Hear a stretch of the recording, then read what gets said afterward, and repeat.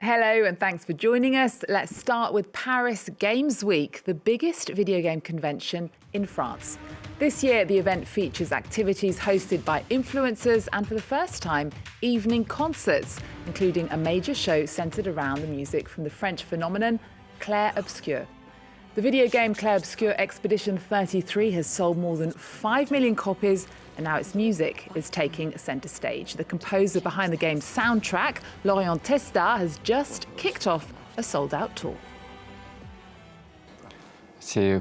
It's crazy. I still can't fully process everything that's happening. I see it as an immense gift, and I'm filled with gratitude. Because honestly, since the game's release, I've received thousands of messages, small events, little surprises, and small gifts from all the players. And it's overwhelming to degrees that are even unimaginable for me. The performance, titled A Painted Symphony, is already playing to full houses in Paris, Lyon and Montpellier, with new dates expected to be announced for 2026.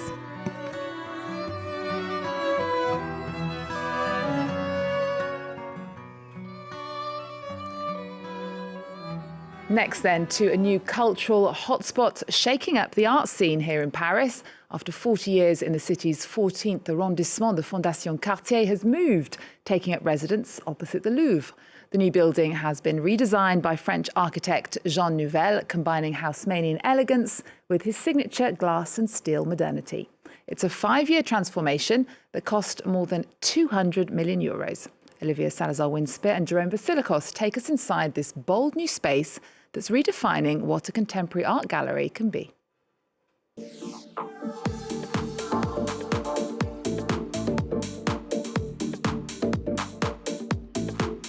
A showcase for contemporary art and a window onto one of Paris's grandest thoroughfares, the Rue de Rivoli. Here, just meters from the Louvre, the new Fondation Cartier building is a blend of old and new. A Haussmannian facade and state-of-the-art steel and glass interiors. There's 5 times more space than at its previous address, offering endless possibilities for artists and curators. Let's take a look inside.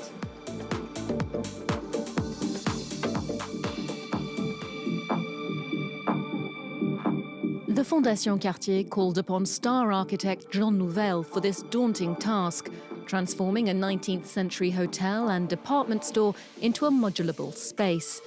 Nouvel says he sees this gallery as a workshop for creativity, open and transparent. The overall theme of the project is about bringing life to the place. It's about being open, alive, about that sense of movement.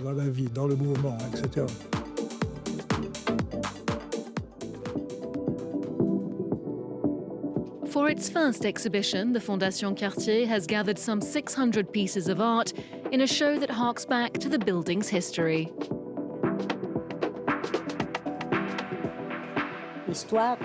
This building's construction dates back to 1855, and that history inspired us for the title, General Exhibition, which references the fact that department stores in Paris at that time were really novel in the way that they displayed objects, how they presented new trends. And so we thought that within the Foundation's collection, there's a great variety of sometimes incongruous pieces, but there are common threads between these artworks.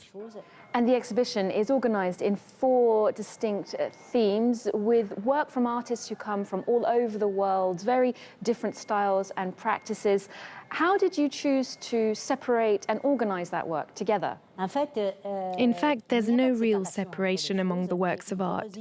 It's more about the porous nature of certain things in the world, because that's what artists are talking about in the end. So there are 4 themes: architecture, nature, science, and excellence in craftsmanship. And that's because we found those themes coming up in a general way, quite often in many of the exhibitions we've organized. And in any case, these are themes that are always relevant, and they've been explored in very different forms.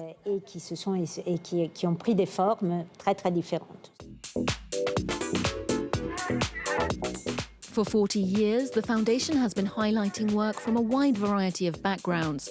Brazilian artist Solange Pessoa draws on mysticism and the natural world, and this monumental installation invites viewers to look to the sky.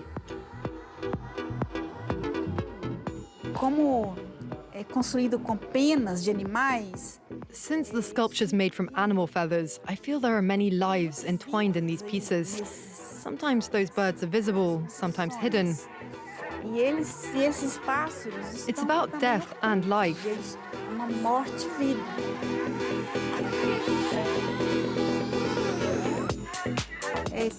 It's as if it were a magical object. It's not an everyday thing, it's something more ceremonious.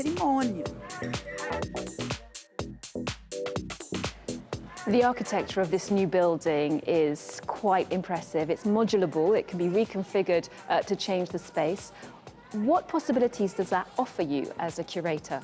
In this first exhibition, we've established a certain configuration of the movable platforms. As you know, there are 3 levels created by 5 platforms that can completely change the volumes of the interiors. So that has opened up an extraordinary number of possibilities. The architectural potential is immense, both for the artists and for ourselves. We can't imagine yet what creations we'll see here in the future, but there will be some surprises, without a doubt. And I think that above all, it's going to be especially interesting for the public to think that every time they visit, they'll be experiencing a different space. The Fondation Cartier has a unique mission and identity in Paris's cultural landscape. How would you describe the DNA of this gallery? I would say that the Fondation Cartier from the outset has always been global in outlook, even when that was not a very common way to approach things. That means that all cultures have an equal value to us. And in fact, we've learned a lot from cultures that might seem very distant to our own. I think that's really the mission of a cultural institution like ours, bringing the world in all its complexity into the gallery space.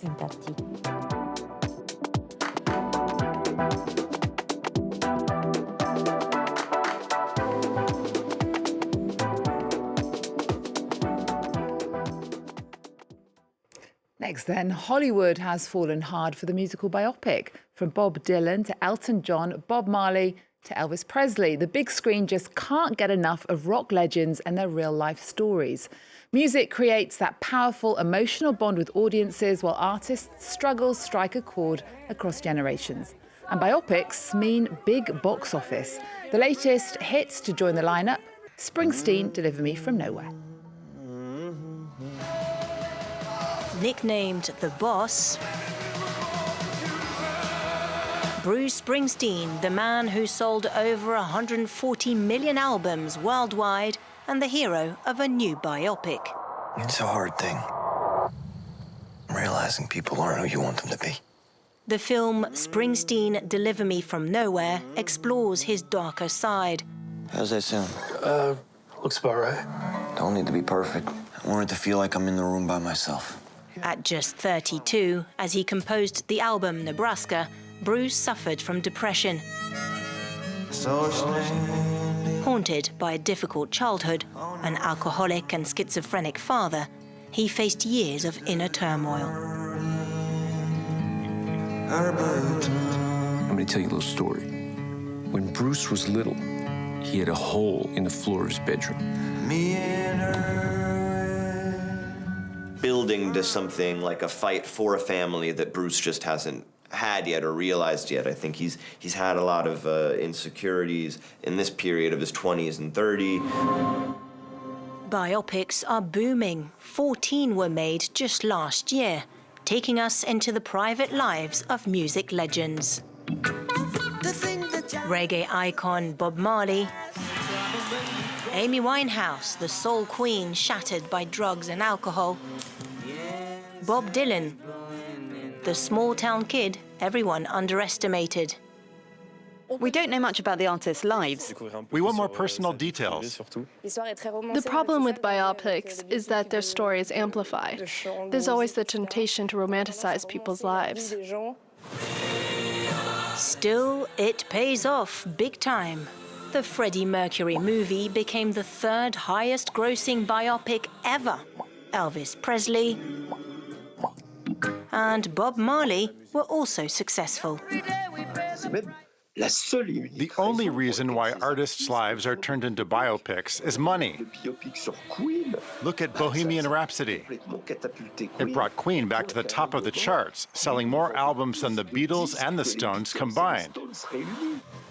The trend is far from hitting the final note. Coming soon, the king of pop, Michael Jackson, out next April. And the Springsteen biopic is in cinemas now. We're going to leave you then with season 4 of the supernatural series The Witcher, which arrives on Netflix just in time for Halloween. Viewers will be intrigued to see whether Liam Hemsworth can fill the boots of Henry Cavill's Geralt of Rivia. Thanks for watching. See you next time. It's a wraith. Stand back. With these words, your mortal shall meet my fate with fiery hell.